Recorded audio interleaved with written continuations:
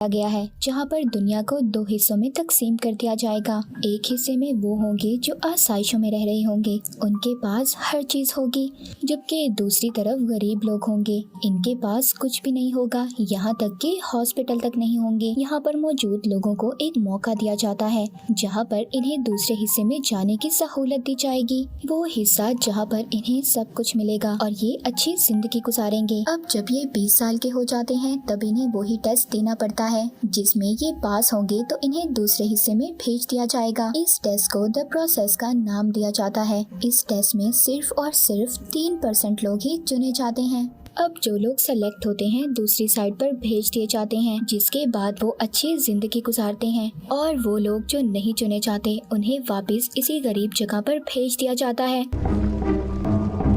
फिर हमें बताया जाता है सुबह यही टेस्ट शुरू होने वाला है और जिसने अपनी रजिस्ट्रेशन करवाई है इस टेस्ट के लिए उन्हें क्वार्टर में जाना होगा। इनको चुना जाएगा, इनका टेस्ट लिया जाएगा। इन्हें हिस्सा लेने वाले लोगों में हम एक लड़की को देखते हैं जिसका नाम मिशेल है। इसके कानों में एक डिवाइस है। इसको बताया गया है कि इसने बेसमेंट में हेडक्वार्टर में पहुंचना है। अब हर वो इंसान जो इस टेस्ट में हिस्सा लेता है उसके कानों में यही डिवाइस होती है। ये इनके कानों में तब डाली जाती है जब इनको इस काम के लिए रजिस्टर्ड किया जाता है। ये इन सब हिस्सा लेने वाले लोगों के लिए शनाख्त का काम करती है। इनको डिवाइसेस से पहचाना जाता है कि इन्होंने रजिस्ट्रेशन करवाई थी। अब मिशेल अपनी दोस्त के साथ जाती है जहाँ पर बहुत सारे लोग टेस्ट देने के लिए आए हुए थे। टेस्ट से पहले इनको यूनिफॉर्म पहनाया जाता है। वहाँ पर एक आदमी आता है जो इनको टेस्ट की अहमियत बताता है।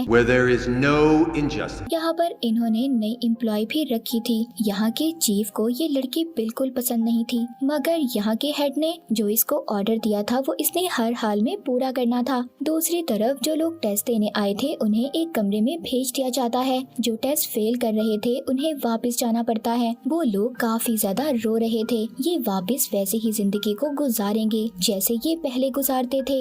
इधर में शेल को भी दिखाया जाता है जिससे काफी पर्सनल सवाल किए जा रहे थे। ये बताती है कि पहले ये जिस लड़के को पसंद करती थी वो भी पास हो गया था, उसने भी इंटरव्यू दिया था, मगर जिसके बाद वो कभी वापस नहीं आया। अब इसको ऐसा लगता है कि शायद उसको चुन लिया गया था, उसने टेस्ट पास कर लिया था।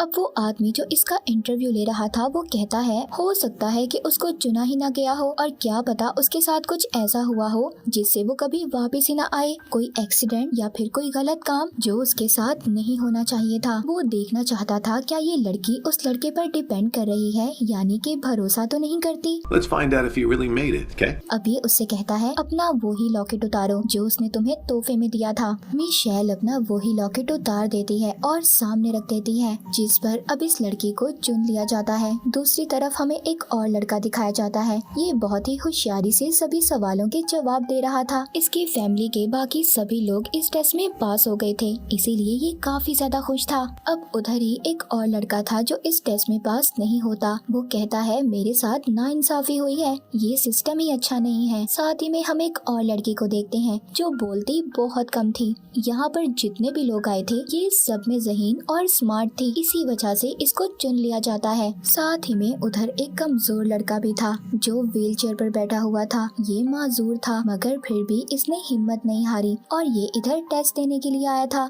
इसकी हिम्मत की वजह से इसको चुन लिया जाता है। इधर ही फैसिलिटी में एक लेडी जो कह रही थी कुछ ग्रुप के लोग हैं जो हमारे सिस्टम को नुकसान पहुँचाना चाहते हैं, और यहीं पर उन्होंने एक आदमी को भी भेज रखा है जो सारी बातें उन तक पहुंचाएगा। अब ये लोग एक आदमी को तो पकड़ लेते हैं। वो बताता है कि इधर एक और आदमी है जो यहाँ पर लोग टेस्ट देने आए हैं उनमें मौजूद है। अब इन्होंने उस आदमी को पकड़ना था। दूसरी तरफ वो ग्रुप दिखाया जाता है जो इस सिस्टम के खिलाफ है। ये आपस में मीटिंग कर रहे थे। ये लोग इस ऊंचे और नीचे दर्जे के फर्क को खत्म करना चाहते थे। इनका मानना था कि हर इंसान को अच्छी जिंदगी गुजारने का हक है। इनके ग्रुप के लीडर को पूरा यकीन था जो आदमी इन्होंने उधर टेस्ट देने वाले लोगों के दरमियान में भेजा है वो पकड़ा नहीं जाएगा और अच्छे से अपना काम करेगा। अब उधर क्वार्टर में एक आदमी खुद को मार लेता है क्योंकि उसको चुना नहीं गया था। वो अपनी पहले वाली जिंदगी नहीं गुजारना चाहता था। सब लोग उसकी इस हरकत पर बहुत हैरान थे। इसके बाद चुने हुए लोगों को एक कमरे में भेज दिया जाता है जहाँ पर इनको आगे के राउंड को पार करना था। यहाँ पर इनके डिवाइसेस को चेक किया जाता है।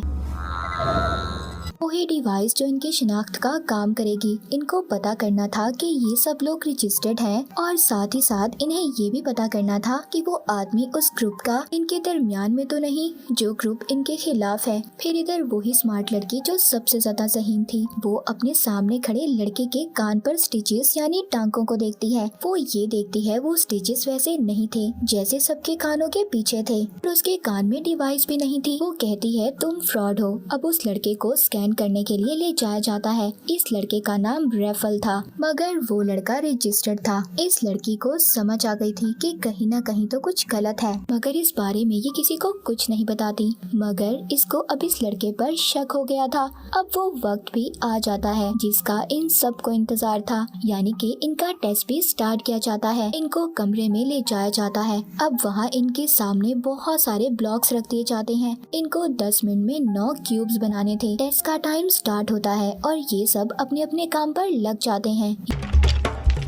यहाँ पर मिशेल अपनी साथ वाली लड़की की मदद कर रही थी। आखिर में ये खुद रह जाती है। टाइम खत्म हो रहा था। अब ये जिस लड़की की मदद कर रही थी वो लड़की अब इसकी मदद करती है। इधर राफेल भी अपने क्यूब्स बना रहा था और साथ वाले लड़के से क्यूब्स को चोरी भी कर लेता है। अब बाद में टेस्ट के रिजल्ट को दिखाया जाता है। यहाँ पर ये राफेल, ज़हीन लड़की, मिशेल और वो लड़की जो इसकी मदद कर रही थी सभी पास हो जाते हैं। अब जब राफेल बाहर आता है जिसने क्यूब्स को चोरी किया था और ज़हीन लड़की को भी उस पर शक था, सभी उधर कह रहे थे कि तुम चीटर हो। इसकी सबके साथ लड़ाई हो जाती है और सब इसको मारते हैं। अब ज़हीन लड़की इसके पास आती है और कहती है मैं जानती हूँ तुम्हारी रजिस्ट्रेशन झूठी है, तुम मेरी बात मानो, मेरे साथ रहो, तब मैं तुम्हारे बारे में किसी को कुछ नहीं बताऊंगी और अगर तुम मेरी बात नहीं मानोगे तो मैं हेड को जाकर बता दूंगी कि तुम धोखेबाज हो। अगले सीन में एक लेडी को मिशेल और उसकी दोस्त पर शक हो रहा था। उन्हें ये लग रहा था इन दोनों में से कोई है जो हमारे खिलाफ उस ग्रुप से मिला हुआ है। वो लेडी कहती है मुझे सच बताओ तुम में से कौन है जो ग्रुप के साथ मिला हुआ है, वरना तुम दोनों को मार दिया जाएगा। मिशेल अपनी दोस्त के कान में कहती है ये हमें क्या मारेगी, हमें इसको मार देंगे। जिसके बाद ये दोनों प्लान बनाती हैं और प्लान के मुताबिक मिशेल की दोस्त उस लेडी पर हमला करती है, मगर मिशेल अपना प्लान बदल देती है और हमला नहीं करती। इसने ये सब कुछ इसलिए किया था ताकि सारा शक इसकी दोस्त पर आए। दरअसल मिशेल ही थी जो उस ग्रुप के साथ मिली हुई थी जो इनके खिलाफ था। इसको ये बात पता थी कि जिस ग्रुप के साथ मिलकर ये काम कर रही है इसमें सबकी भलाई है और इसीलिए इसने अपनी दोस्त की कुर्बानी दे दी। और यहाँ पर हमें ये भी पता चलता है कि इसने जिस लड़के की कहानी बताई थी जिसको ये पसंद करती थी, जो यहाँ पर गेम खेलने आया था, वो असल में इसका भाई था और ये उस जगह पर इसलिए जाना चाहती थी जहाँ पर सब अमीर लोग रहते थे ताकि ये वहाँ जाकर अपने भाई को ढूंढ सके। इसके बाद हम माजूर लड़के को देखते हैं। उसकी पिछली जिंदगी के बारे में दिखाया जाता है। उसके डैड ने इतनी बड़ी खामी होने के बावजूद उसको पाला और उसे बताया कि तुम टेस्ट को पास कर सकते हो। उन्होंने उससे कहा कि तुम टेस्ट पास कर उस जगह पर जाओ जहाँ पर सब अमीर लोग रहते हैं और अपनी जिंदगी अच्छे से गुजारो। You know that the process doesn't care if you उधर जब इसका फिजिकल टेस्ट यानी जिस्म का टेस्ट होता है, डॉक्टर इसको इंजेक्शन लगाती है। इसको पहली बार अपनी टांगों में दर्द महसूस हो रहा था।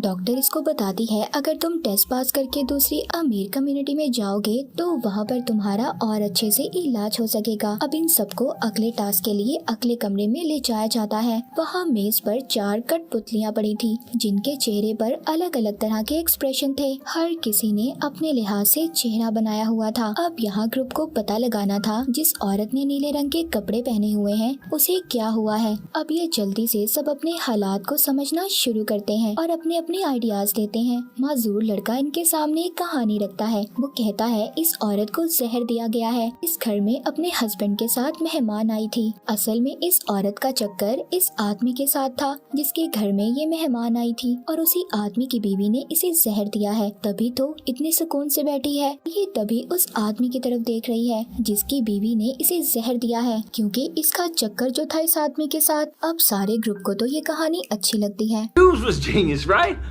मगर राफेल को ये कहानी अच्छी नहीं लगती। इस पर ज़हीन लड़की को भी शक था। वो अपनी अलग ही कहानी सुनाता है। कहता है इस औरत को सिल्वर के बर्तन से एलर्जी है और सभी ने सिल्वर की ज्वेलरी पहनी हुई है, मगर इसने शीशे की अंगूठी और लकड़ी का हार पहना हुआ है। और दूसरे आदमी को इसलिए देख रही है क्योंकि वो डॉक्टर है। अब वो एक डायग्राम निकालता है जो इंसान के जिस्म की थी। सब कुछ ठीक था, मगर इसकी कहानी के मुताबिक उस औरत के एक्सप्रेशन मैच नहीं कर रहे थे। तभी ज़हीन लड़की बोलती है क्योंकि वो औरत अंधी जो है और क्योंकि वहाँ लैंप भी नहीं है तो उसे नहीं पता कि वहाँ क्या हो रहा है। अब ज़हीन लड़की और राफेल ने जो कहानी सुनाई थी वो बिल्कुल ठीक थी। अब यहाँ पर गेम का चीफ जो सब देख रहा था वो यहाँ अपनी एम्प्लॉय से कहता है तुम जरा इसको देखो, मैं आता हूँ। एम्प्लॉय को अपनी चीफ पर शक हो रहा था, इसीलिए अब जब वो जाता है तो वो उसका पीछा करती है। हम देखते हैं वो गरीब कम्युनिटी में भिखारी बनकर जा रहा था। हर ग्रुप को अगले टास्क के लिए ले जाया जाता है। वहाँ पर इनको 6 कॉइन्स दिए जाते हैं, मगर यहाँ पर 7 लोग थे। इनको यहाँ पर ये फैसला करना था कि इन्हें एक बंदे को निकालना होगा। इनको 15 मिनट का टाइम दिया जाता है। आखिर में जो कॉइन के साथ बाहर जाएगा वही पास होगा। अब राफेल कहता है मेरे पास कॉइन है और मैं बाहर जाना चाहता हूँ, पर तभी एक लड़का इसको मारता है और उससे कॉइन लेने की कोशिश करता है। इसके बाद ये सब सोचते हैं क्यों ना हम सब लोग वोट करें। सब राफेल को निकालने का वोट करते हैं, मगर मिशेल यहाँ पर वोट ज़हीन लड़की के लिए करती है कि इसको बाहर निकालना चाहिए। ज़हीन लड़की राफेल की तरफ देखती है कि ये उसका साथ देगा। अब वो उस ज़हीन लड़की का साथ देता है और कहता है मासूम लड़के को निकालना चाहिए क्योंकि ये तो जीत भी नहीं सकता। मगर वो लड़का कहता है मैं जीत गया, मेरा इलाज हो सकता है, मैं तो जीतूंगा। जिसके बाद ये सब फैसला करते हैं कि इनको किस्मत पर छोड़ देना चाहिए। अब उधर वो एम्प्लॉय जिसको चीफ नजर रखने का बोल कर गया था वो ग्रुप पर नहीं बल्कि चीफ पर नजर रख रही थी। उसको भी पता चल जाता है कि वो एक कैमरे से एम्प्लॉय को अपने पीछे आता देख लेता है। एम्प्लॉय को भी शक हो गया था, मगर उसके पास चीफ के खिलाफ कोई सबूत नहीं था। उधर ग्रुप को दिखाया जाता है जो सबको रिबन का पीस बांटते हैं। कहते हैं कि जिसके पास छोटा पीस आएगा उसको निकाल दिया जाएगा। ज़हीन लड़की के पास छोटा पीस आता है और उसको गेम से निकाल दिया जाता है। अब जैसे ही सब कमरे से निकलते हैं आखिरी लड़के को पता चलता है कि उसके पास तो कॉइन ही नहीं है। और उसको पता चलता है जब ये दूसरी लड़की के साथ बात कर रहा था तभी उस ज़हीन और स्मार्ट लड़की ने इसके कॉइन को चोरी कर लिया था। और हारने के बावजूद ज़हीन लड़की गेम में सेलेक्ट हो जाती है। कहानी के आखिर में ज़हीन लड़की कहती है कि मैं यहाँ पर जीतने आई थी और जीतने के लिए कुछ भी कर सकती हूँ। और इसी के साथ ये सीरीज यहीं पर खत्म हो जाती है।